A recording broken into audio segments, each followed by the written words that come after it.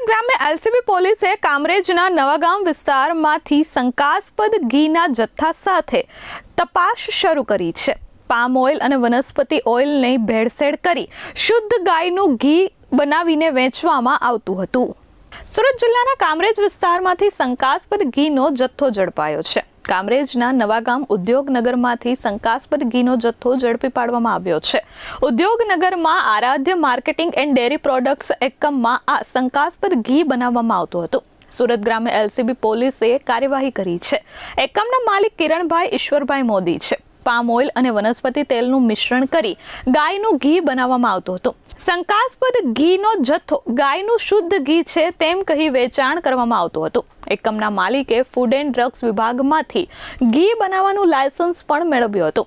પોલીસે 3 લાખથી વધુનો મુદ્દા માલ હાલ જપ્ત કર્યો છે અને શંકાસ્પદ ઘીના સેમ્પલો લઈ તપાસ અર્થે મોકલ્યા છે. Bureau report S24 news Surat.